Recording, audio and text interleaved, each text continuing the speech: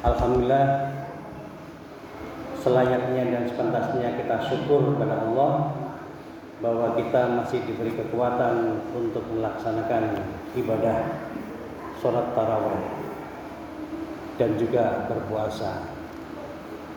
Karena dengan syukur ini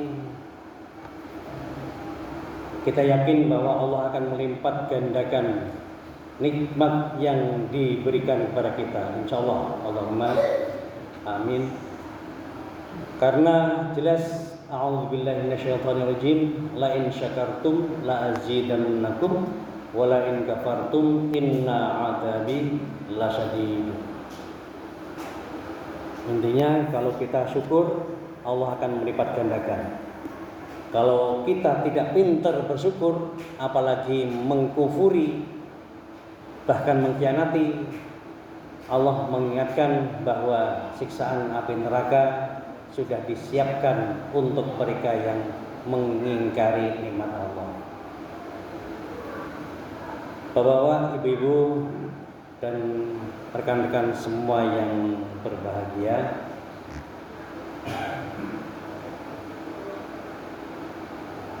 satu hal yang mungkin pernah kami sampaikan di beberapa waktu yang lalu, tapi tidak salah jika ini diingatkan kembali.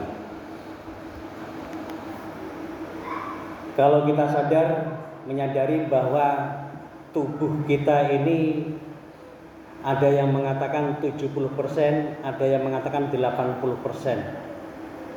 Organ tubuh kita ini adalah berupa air.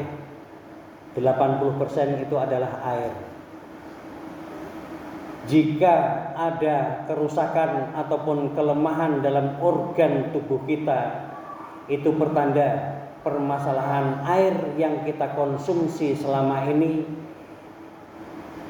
perlu kita kaji ulang. Perlu kita lihat kembali. Jangan-jangan ada salah selama ini tentang air.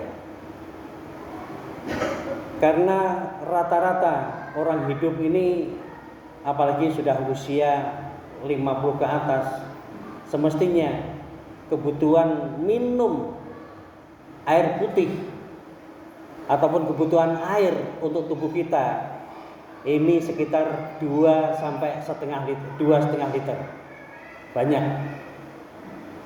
Tapi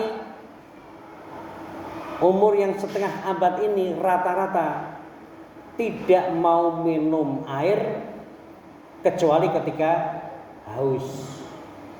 Jadi menganggap bahwa minum air putih atau minum air hanya ketika merasa haus. Nek gak ngelak orang ngombe. Apalagi yang sakit, satu gelas saja satu hari itu tidak bisa menghabiskan. Itu pertanda bahwa tubuhnya benar-benar sedang bermasalah. Dan sebaliknya, jika ada organ yang bermasalah, sebenarnya cukup memperbaiki air minumnya. Karena jelas bahwa Allah itu dengan air akan menghidupkan yang mati. Bahkan berkaitan dengan air, bahwa di dalam tubuh kita ini yang namanya sel organ tubuh kita ini, jika mengalami keasaman lebih dari 50%, itu pertanda bahwa organ tubuh tersebut sedang rusak dan tidak mungkin produktif.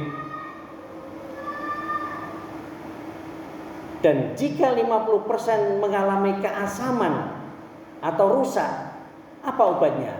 Ternyata obatnya sederhana, adalah minum air yang ber-pH tinggi. Air pH tinggi.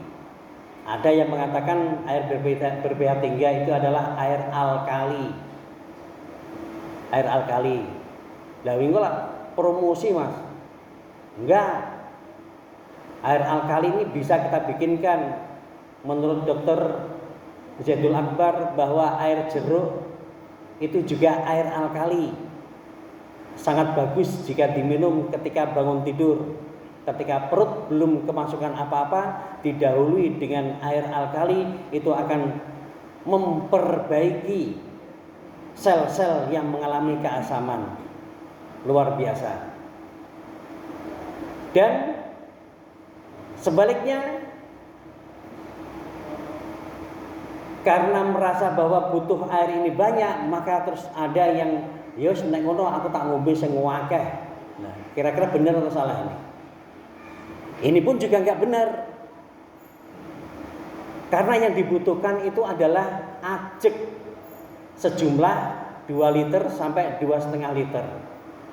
Jadi sekali-kali coba diukur satu hari ini menghabiskan berapa botol. Botol biasanya ukurannya 600 ml, berarti sekitar 3 atau 4 lah, 4 botol. Kalau sehari tidak bisa menghabiskan 4 botol tanggung, itu berarti kekurang, minum kita masih kurang. Lebih-lebih lagi bapak-bapak, ibu-ibu yang dirahmati Allah. Akhir-akhir ini ada berita yang mencengangkan kita. Mencengangkan kita.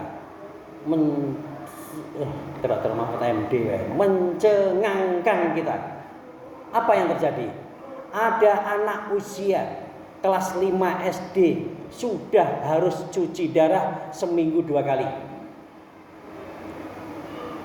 Ternyata apa permasalahannya?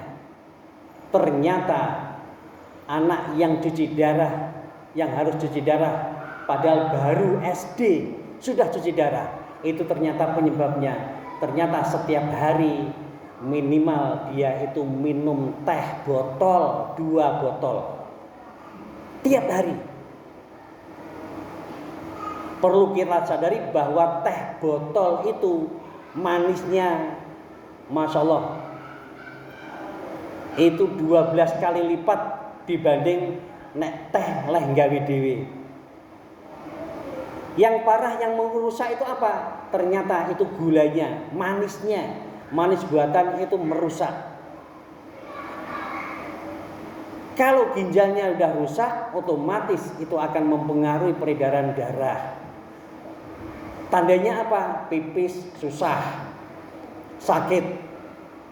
Maka yang sudah mengalami pipis kok susah ataupun sakit, perlu dicek, jangan-jangan ginjalnya bermasalah. Kalau sudah cuci darah seminggu 2 kali, itu kalau hanya dipasrahkan ke dokter atau rumah sakit, tinggal menunggu malaikat maut.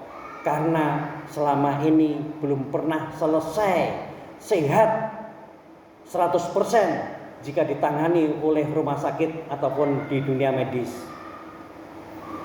Padahal selain itu masih ada solusi lain lagi yang benar-benar selnya menjadi sehat. Artinya Bapak-bapak, Ibu-ibu, kita perlu waspada pada anak-anak, pada anak cucu. Karena mereka jika masuk sekolah sering tidak terkontrol minumnya, makannya tidak terkontrol. Apalagi kalau di rumah itu disediakan minuman yang serba dingin,